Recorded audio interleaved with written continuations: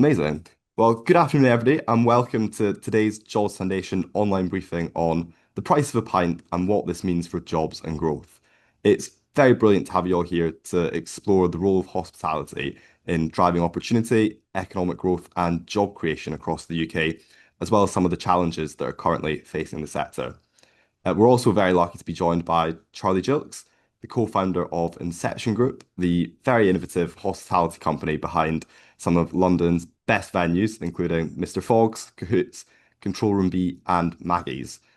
So over the past decade, Charlie has helped build a portfolio of lots of unique experiences that have not only become cultural landmarks and great places to go, but also major employers employing hundreds of people across the city. So this makes Charlie the perfect speaker for our session this afternoon, with his journey in building Inception Group demonstrating the power of small and growing businesses to create employment, foster creativity, and provide young people with real career pathways, especially in the hospitality sector, which is often overlooked in debates about economic opportunity. So today we'll discuss Charlie's entrepreneurial journey, the challenges and opportunities facing the hospitality sector, the importance of skills and training, and what policymakers can do to better support job creation and social mobility. And I'm sure Charlie will also give us some tips about what it takes to succeed in business and some background on his journey building Inception. If none of you have been to one of our webinars before, in terms of formatting, I'll kick off with some questions before opening out to an audience Q&A at the end. So please do pop any questions you have in the Q&A box. So very lucky to have Charlie. Thank you for joining us. To kick off, your first foray into entrepreneurship came when you were still at university. So what was your first business and what inspired you to take the plunge into starting your own business instead of the more well-trodden path of applying for a graduate job or whatnot? So I sort of started on a year out between school and university and started doing club promotion. So I would fill up other people's nightclubs, and they would effectively pay a ticket price to go. And did that and very nearly chucked in my place at Edinburgh University, but eventually decided to go. And whilst I was there, I felt that actually the next stage for us wasn't to promote other people's places, but was to have our own. And we heard about a hotel that had a basement that was they were going to use it for housekeeper storage, and we said, "You're mad. Did have a nightclub license before. You could do really, really well using it as a nightclub." And they said, "We're in the business of sleep. We've got no interest." But after a lot of persuasion, while still at university, we opened a nightclub called Kits, and it was a joint venture. So we didn't actually own it, but we were perceived as owners. And it was a great progression, a great stepping stone to learn from just how to fill someone else's place to actually run and operate our own. And we ran that successfully. I graduated, got my parents off my back, having got a degree, and then decided we want to go it alone. And so we opened our first venue back in 2009, which is kind of London's first speakeasy bar. We did our first venue on 20 grand, and the business has grown from there. So the first seven venues were just purely funded through cash flow. And after seven, we took some debt. So we've never had any investors, and we're now, as you say, 14 sites, employ 500 people, and we'll turn over north of 30 million this year. And obviously had COVID in the middle of that, which nearly brought everything to a very grinding halt and was incredibly difficult to navigate. As you say, hospitality is a notoriously tough industry. So what were some of the challenges you faced in those early days and how did you get through them? Um, I think in the early days, it's kind of a quick learning curve about cash flow and cash flow management, especially when it was so incredibly tight. It was there were so many learnings, and if I look back on kind of on how green we were in those early days. But I think one thing we did have is we were able to build hype with the places we're building, and actually the sales were good, and then sales was obviously the key metric. I think we've always said turnover's vanity, though profit sanity, and as we've learned, cash is king. But nothing was harder than COVID. I mean, literally, you always in a SWOT analysis think that there could be risks along the way. We worried about, God forbid, a fire in a site taking a highly profitable site out of action or something else going wrong. Was our kind of worst case scenario in terms of our financial planning. Never in a million years did we ever foresee a situation where all of our sites would be shut for the best part of a year. And even when there was that famous Independence Day on the 4th of July 2020, it was very muted in central London Mm. because people went back in the offices, tourists went in, theatres went open. So we didn't really see a recovery start to happen until April of 21. So over a year of closure. And even when we initially looked on our cash flow projections, which showed sort of 6 weeks of closure, which is what our initial expectations were, that looked pretty horrific. So nothing is anything going to be anything like as hard. And even the challenges we face now, I think a lot of us felt like we were going to leave the, COVID, and people spoke about the roaring 20s, and even going from COVID into a cost of living crisis and the inflationary pressures we've had, nothing will be as difficult, I feel, as those COVID month, those initial months as COVID happened and how we had to navigate that storm.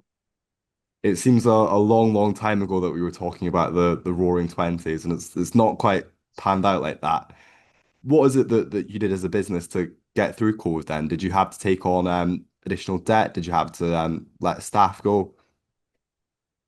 We had to do everything really. I think something that people don't talk about a lot is the fact we were. It doesn't feel right talking about being lucky, but we were lucky in the timing in a sense because obviously it happened in sort of early to mid March, and we had a bit of a canary in the coal mine because we got a lot of international corporate clients, and they were cancelling before the retail customer. The retail customer that the British public kept on going out pretty much till the last moment, whereas the big corporates who especially involved travel started cancelling. So we were starting to take quite decisive action, but also in terms of the timing in the quarter meant that our cash was quite high in the bank Mm. because we had to pay all of our rents quarterly in advance. So if this had happened in the beginning of April, we would literally have had very little left in the bank. So luckily, we had a little bit of a buffer. We had very understanding landlords, which really helped. We had to take more debt. We had to agree payment plans with HMRC.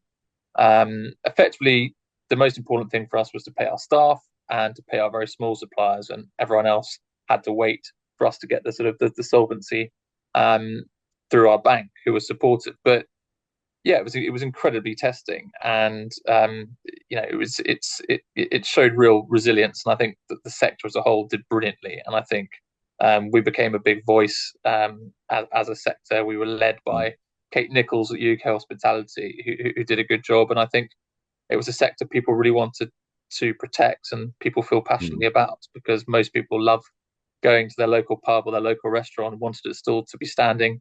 When we came out of this pandemic, I think people needed a drink more than ever. I think on a personal level, that must have been really tough for you as well, running a business, having a family whilst, all of this is going on in the background. It was unimaginably stressful and tough. And I think, I got a bit obsessed with the sort of the data on terms of COVID, in terms of Mm. what was going on, reading about these vaccine trials. And, hindsight's a great thing, but in the middle of it, it felt like social distancing was there to stay. People were saying a vaccine had very little chance of working, wouldn't be produced for years.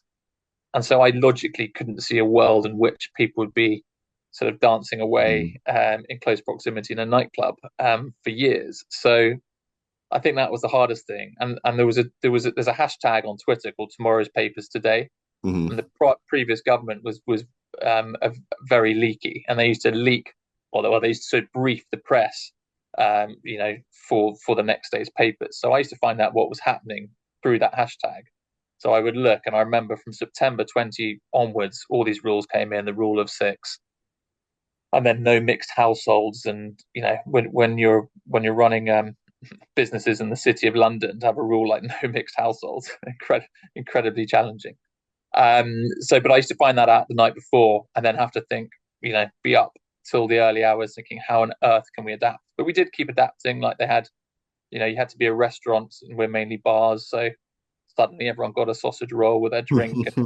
We had to be versatile, and then they brought in that curfew, so we did one for the road, sort of bottled cocktails for people to take home. We did cocktail deliveries and subscriptions, and we did the best we can. And I'm proud that we got through it. Proud that we got through it without having to, sort of bust any of our businesses. And all our sort of suppliers were paid. But yeah, it was tough. It was tough personally. It was tough for everyone, I think, in our sector. It's absolutely maddening to think that the people on the front lines creating those jobs, creating opportunity for people, were finding out about policy via the newspapers. But I'm glad that we don't have to go back to that. All of your pubs and venues are all very creative. They're all very unique. They've all got different themes. How does that work? How do you manage being creative and coming up with cool ideas, but also kind of focusing on the commercial aspect of that as well? The nice thing is, to begin with, most of the creative ideas were myself and Duncan's, but now most of the great ideas are not ours anymore. We've got a brilliant team of creatives, and so we're probably more focused on what you might term the less fun bits, the commercial aspects of the business now, and we really sort of foster that creative energy. No such thing as a bad idea. But we've got to keep innovating. The analogy we always talk about is sort of blockbuster video, which people thought forever and a day, but they should have evolved to become love film and eventually to Netflix. They could have been that, but they thought forever and a day people were going to walk 15 minutes, pick up a video, take it home, and get charged Mhm. 20 quid for returning it late or not rewinding it. It all seems archaic now. So we've got to keep evolving, and we've got to keep creative. We've got to keep fresh. But we wear lots of hats, obviously running the business, but we've got a great team, and I think you've got to put the same impetus in being creative as you do managing your margins, especially in today's world where they're getting thinner and thinner. Do you think that in the current environment that we find ourselves in, post-COVID and cost of living crisis, do you think it would have been possible or more difficult to build Inception Group as you did 15 years ago? Definitely, because well, for many reasons, the cost of capital, we just wouldn't have been able to borrow or afford the repayments. And we just wouldn't have been able to grow and create the jobs that we did. And, certainly, our growth has been slowed because we're just not generating enough free cash. We seem to be Mm. pedaling harder to fill up the government's coffers. And all of our money is over the years has been reinvested to create more venues, to create more jobs, which eventually will create more tax. But definitely we were able to grow faster. It felt a friendlier environment for business, Mm. and the tax burden and corporation tax was lower, NI was lower, just all the costs were lower. And Mhm. I think whilst we support a sort of fair and a good national living wage, and it has gone up way more than inflation, nearly 7% last time, and our prices can't go up at 7%. So our costs are effectively going up at a faster rate than our prices can, and especially Mm. when the consumer's pinched, doesn't feel the right time. But we all know, look, going out to a restaurant or bar is getting incredibly expensive. You just have to go and buy a coffee in London. Pre-COVID, it felt like they were hovering around 2 quid. They're now around 4 quid. A pint of beer used to be, I remember pre-COVID being horrified that we were getting near the £5 mark, and we're just under the £7 mark at sort of 6.90. But yeah, there are a lot of pubs in London where it's going to £8, and we can't blame them. It's and we don't want to be charging these prices, but our costs have gone up at such a rate that we have to for us to be viable as businesses. Completely. And I think that sometimes, I've been in pubs recently and been charged £8 for a pint. And I remember the first time it happened, I was absolutely shocked at that. And now you become somewhat numb to it, which is the way these things go. I know you've alluded to a lot in what you just said there, but what is the situation like for running a hospitality business at the moment? In terms of costs, in terms of demand? I think we're lucky we're in London. So I think London is relatively in a bubble, relatively shielded from sort of UK economy shocks, because there's such especially where we are, a lot of our Mm. venues are in Covent Garden, Soho sort of areas. We've got the Control Room, Battersea Power Station. We get a lot of foreign visitors, and actually, with a weak pound, is great for American tourists who come over in their droves. So in terms of the sales and the demand, it's pretty resilient and Mhm. pretty good. And I can't really complain, especially when I say I compared to those COVID days. But the margins are getting tougher and tougher. To give you a sense, from pre-COVID, our fit outs have gone up about 40%. Our wage bills, which are our biggest, in terms of our biggest cost as a percentage of turnover, have gone up by 40%. Our food inflation is around 40%. Our drinks are costing us 30% more. Our energy prices have doubled.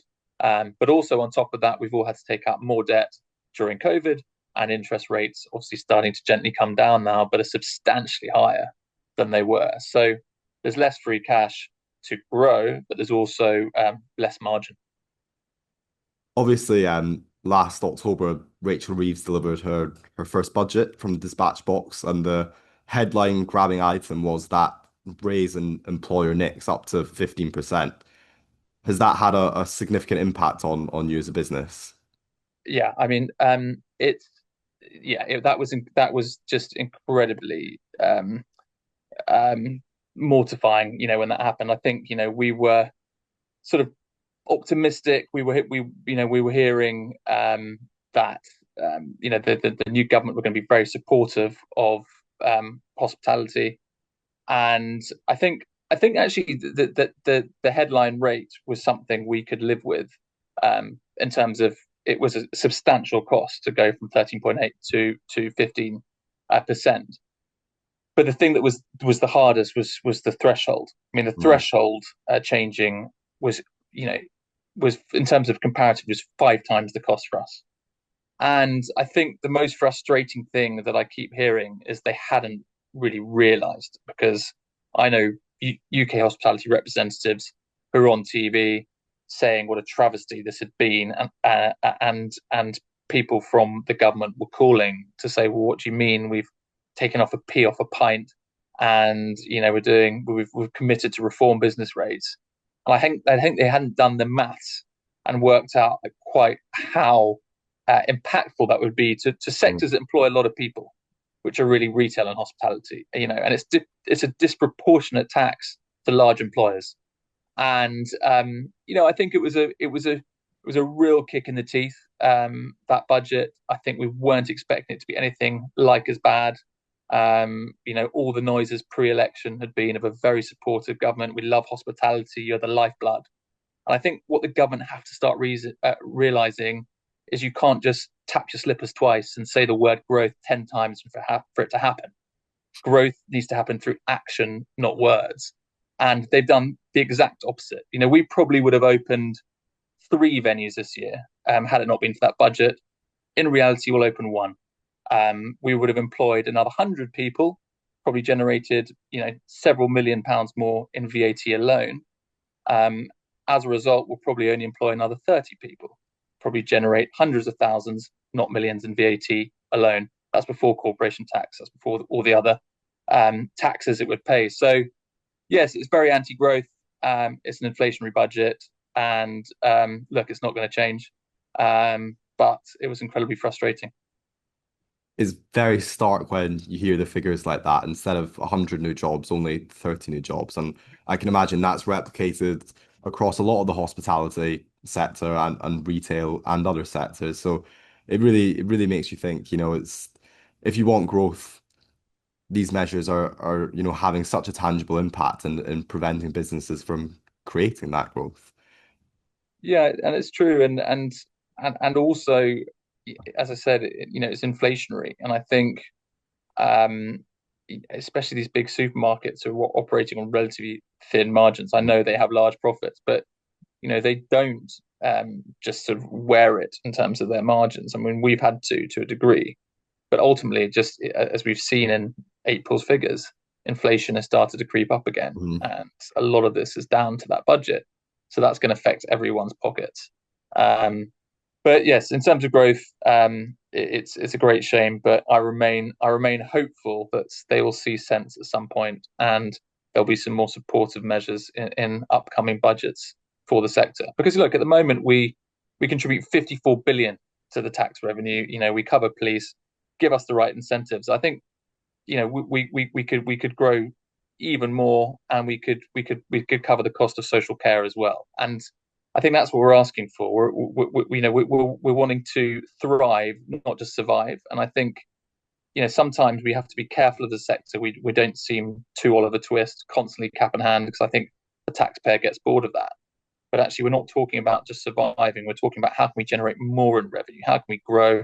And I think there are lots of ideas I have for the sector. There's as you as the Jobs Foundation talking about the perennially unemployed, these 2 million people who are always, could there be some clever ways? Could we look at saying no NI if you employ someone who's been unemployed for 3 years? What about no business rates for a building that's sat unoccupied for a year or more? And all these sort of, there are some creative ways I think that we could really help incentivize growth. But the trouble is, most people in government have never even got close to running a business. They don't have any commercial sense at all. So that's what we're dealing with. It's very positive to hear you mention that employer NICs exemption when you hire somebody from long-term unemployment or economic inactivity, because the Jobs Foundation actually published a paper on this a few weeks ago, calling for that, and that's what we'll be pushing for in the run-up to Rachel Reeves's next budget later on in the years, as being a really kind of powerful measure to help businesses support more people into a good job. One of the other areas that we've been doing a lot of work on at the Jobs Foundation recently is energy prices. So looking at the impact that energy prices have on employment and the ability of businesses to create jobs all over the UK. We know that this has had a massive impact on energy intensive industries, so things like steel making, car manufacturing. But I think that retail and hospitality are two other sectors that are very hit by the recent spike in energy cost. Has this been something that's impacted Inception? Yes, I mean, they were horrendous, obviously, as the war in Europe started, and they leapt up. We were lucky because with some of our venues were still on a fixed rate, which had been fixed at a lower rate. But as they came off that, yeah, that I mean, our energy costs are still over double what they were pre-COVID. So, but some of them went up to sort of 5 times for a period. It was hugely damaging, and luckily also though we are largely a drink-led business, so it's kitchens, which obviously like gas, Mm, electricity are really using it a lot of electricity. But we've had to bring in all sorts of measures and timers for electricity to make sure that we're being as economical as possible, and conserving energy, looking at smart fridges that obviously which store drink, which is bottled, so nothing's sort of mm. going to waste, but that sort of go off during the night and come back on in the morning. But it's a line in our P&L, if I'm honest, that wasn't so significant before, and is now certainly one we are analysing in far greater detail. Not as bad as it was, but look, it's just yet another thing that's moved in the wrong direction. And a lot of these costs, you tend to find they rarely come down. Especially supply costs. That prices, once they've gone up, they're only going to move in one direction. And rents in London again. Nearly everyone in London and the UK is on a 5 year yearly rent reviews and upward only. The other thing that we've heard a lot from business leaders since the last election is talk about the employment rights bill and the impact that that might have on employment. Obviously, a lot of the details of that bill are still yet to be determined. The bill's currently in the House of Lords. Our President Matthew spoke in one of the debates on the bill a few weeks ago. What's your views on the employment rights bill? Is it something that you've got any concerns about? Yes, I mean, look, we've got our eyes on at the moment. I think the 28 reforms is a huge piece of legislation. The detail, as ever, is not very clear. We are probably primarily there are three things that I can see really affecting us. Number one is no 0 hour contracts and how exactly that will work. There's talk of with hospitality that we're quite fluid with our seasonality. I'll give you an example. We have one bar that on a sunny day in the summer will probably serve 500 people, and on a rainy day, we'll be lucky to serve 100 people. And one of some of the talk is that the legislation will be you have to look at the average amount of hours someone's had the 4 weeks prior, and then they need to be guaranteed that for the next 4 weeks. in practice, that's just not going to be realistic. Imagine how would you transgress from December, our busiest time of the year, to January, our quietest. Effectively, that would be to offer people the same hours they had in December to January just isn't realistic. But also, it works both ways. A lot of our staff like that flexibility. They're full time students, working mums. They like to be flexible with the amount of hours. So that's something we need to look at closely. Obviously, people will have full rights. I think there's talk from day one rather than after 2 years. I think again, what's going to be key to that is how long's the probation period. I think we've all been through the process that someone can be absolutely brilliant in an interview, talk the right talk, but then you put them in role, and it takes a while to see whether they're up to it. You can't often tell from day one, so that's going to be absolutely key. And then obviously SSP, I think will be need to be payable from day one. In principle, I don't have any issue with that, but again, it's just going to be another cost. All these pieces of legislation are just ultimately going to add more of a cost burden. Ideologically, don't have a problem, but it's just the detail, and sometimes there can be a lack of understanding of actually Mm, how things work in the sector. So I just hope the consultation period with the sector is full and comprehensive, because clearly pre-budget it wasn't. mm. Because if you if you could have spoken to some of us, we'd have told you quite quickly how detrimental that threshold change was going to be. I think the real key thing for us that we've really been focusing on is that probation period, because it has an especially significant impact if you're hiring somebody from a riskier background, so potentially an ex-convict or a veteran, somebody that might require a bit more support to get up to speed in their new role. And obviously, if you're an employer, it's much harder to take a risk or take a chance on somebody if you don't have that security of a long enough probation period to really kind of let people show themselves. Yeah, exactly. It's very true. So yeah, I think that's going to be key. Earlier, you were talking about how challenging COVID was, but I thought one of the really nice things about COVID was all of these outdoor pub gardens and restaurants that sprung up across the city, which was really, really lovely to see. But it seems like they've all disappeared. Um, I've got a what great, happened? yeah, I've got a great example for this. Again, it was great. Feels like London suddenly became an outdoor city to compete with some of our counterparts, such as Paris and Berlin, where you have wonderful outside drinking and al fresco. I think, interestingly, the government recently, there was this big press conference with Angela Rayner and Rachel Reeves and Ronnie Scott with the Mayor of London saying, we want to support the sector, we want to bring al fresco back.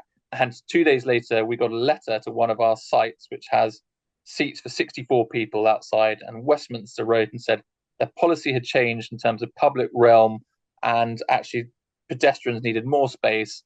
And as a result, we are our tables and chairs license, having worked brilliantly for 5 years, no complaints, no issues, was being reduced from 64 chairs to 32.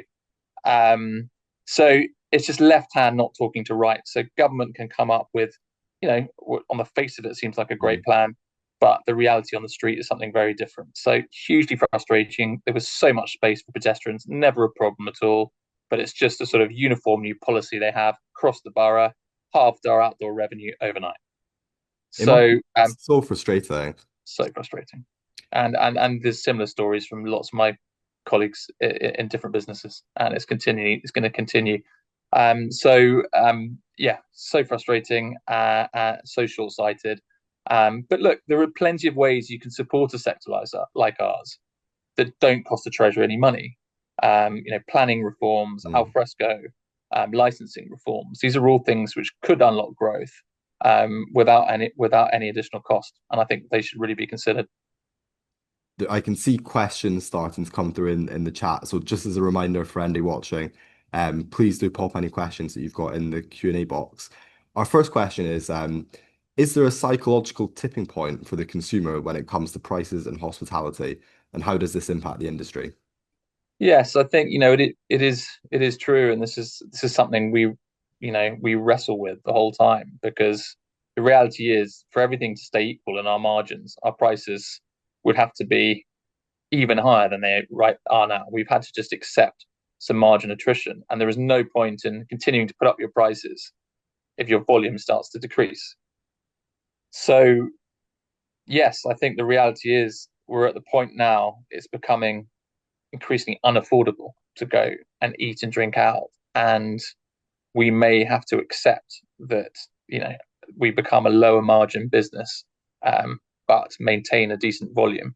Otherwise, I agree. I think there is almost that psychological tipping point, and I think one of our biggest competitors now is Deliveroo and Netflix. It's actually, do I need to go to the pub and pay £8 for a pint, or can I buy a box of 12 beers and watch a new movie release which is being streamed straight to Netflix, and have restaurant quality food delivered to my sofa.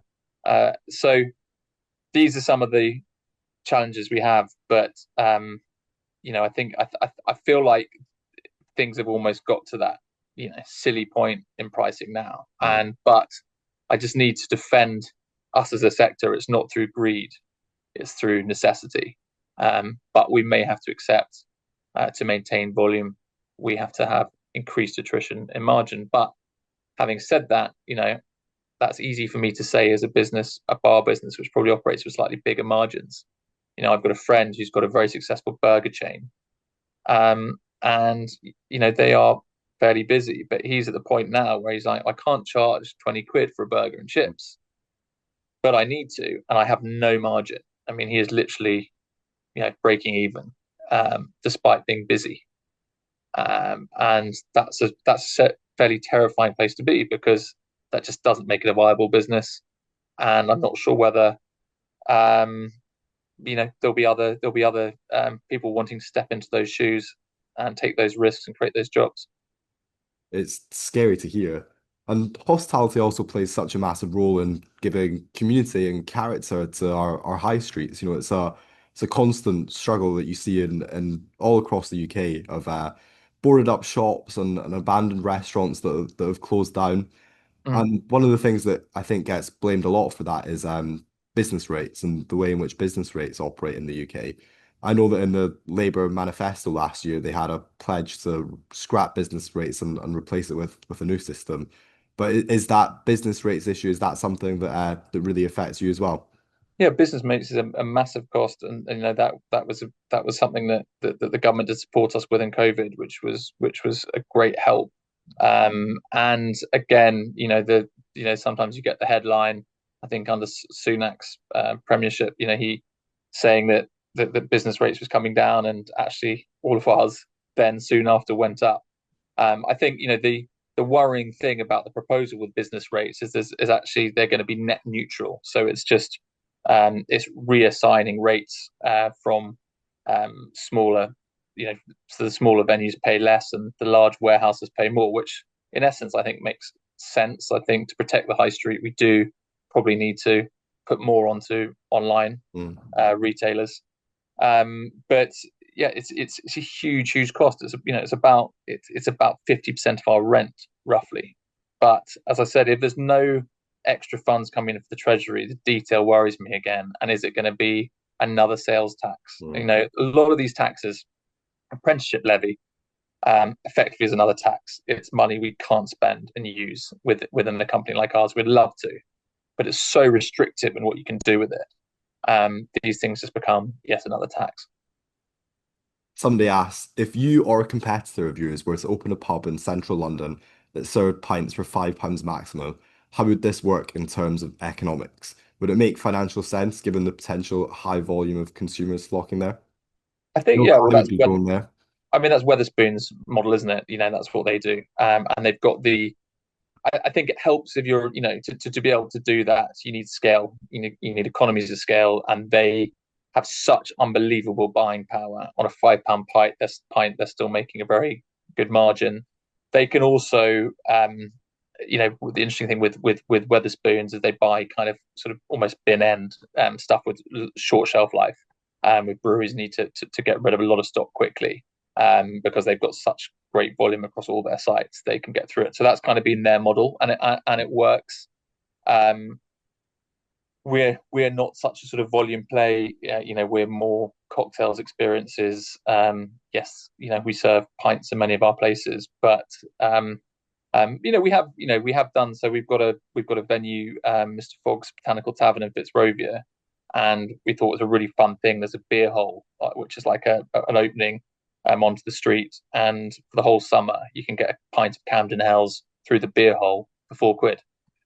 So even less than the £5. And we've got a really busy outside area, which people weren't really using before. It's full price inside. People are starting to realise they can buy one outside and walk in with it, but we don't mind. And it's busying up that pavement, and that's been successful.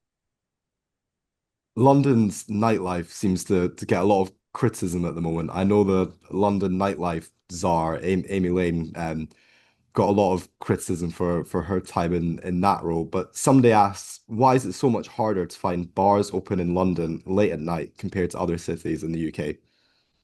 It's interesting. I think we're definitely seeing the consumers going out earlier.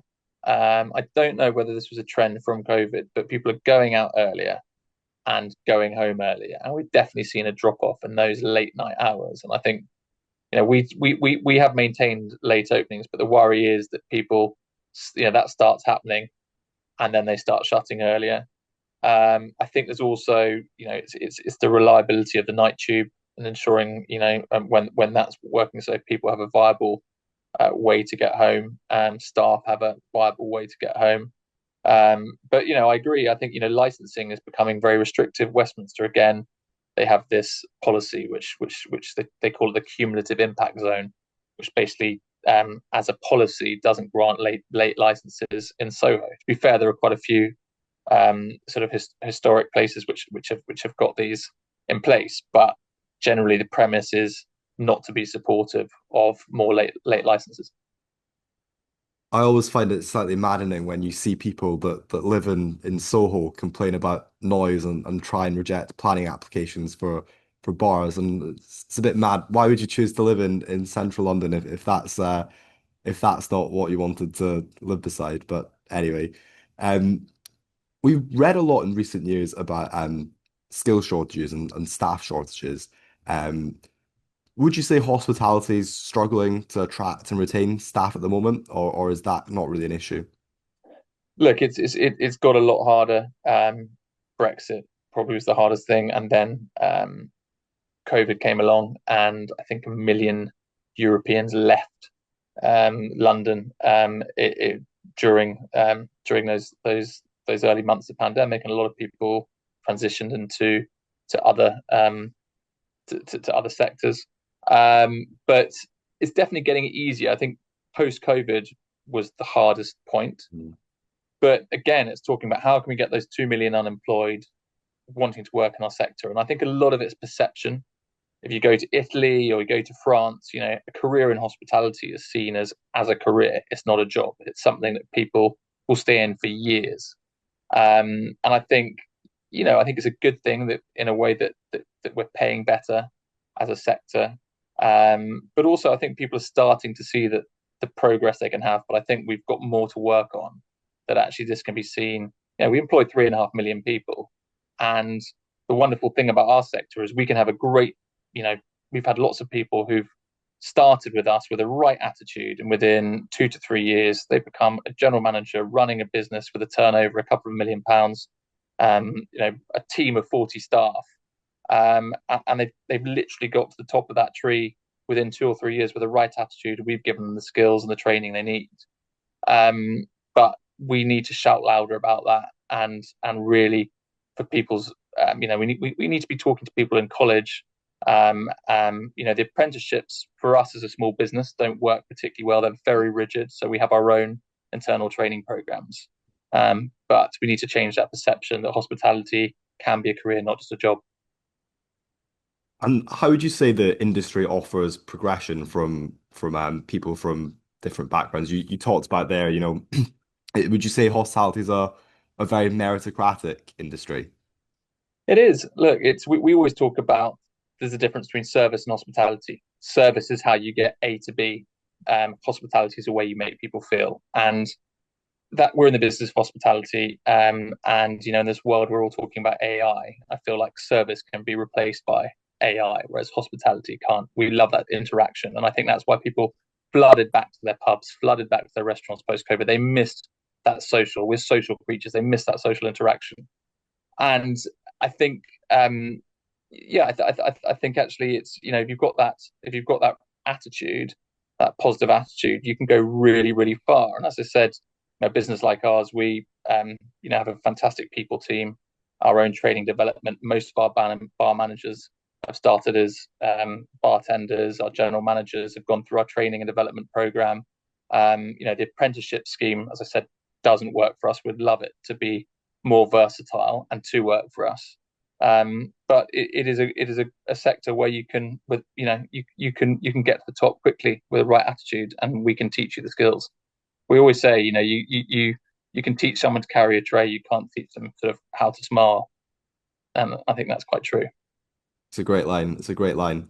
We're just coming up to the end of our session, so I'll do one last question. Um, and this person asks, would you ever consider going into politics yourself, Charlie? And if not, why not?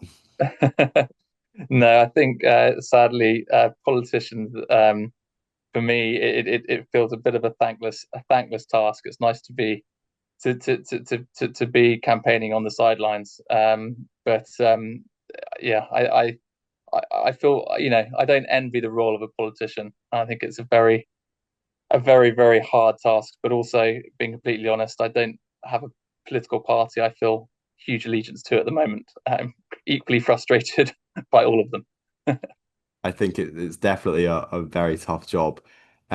Last question from me then, very, very briefly. If you've got 30 seconds with Rachel Reeves and you have to sell the hospitality sector, sell what policy changes you need to be made to allow you guys to thrive, what would you be asking of her? I just reconfirm 54 billion we generate in tax. We employ 3.5 million people. We can employ many more. Help us grow, help us thrive, not just survive. Help us fund social care as well as the police. You need to lower our rate of VAT. You need to reform business rates, but actually probably put your hands in your pockets, and you need to unlock growth potential in a way that doesn't cost you money, planning, licensing, whether that's alfresco seating or allowing change of use in buildings. We need to accept high streets are evolving, online shopping isn't going to go anywhere, and traditional uses that used to be there are changing. And I think we can step in and we can help regenerate and revive the British high street. Amazing. Charlie, it's been an absolutely fascinating discussion this afternoon. Much appreciated for joining us and giving us your insight and your expertise. Thank you to everybody that has joined us for a catch up.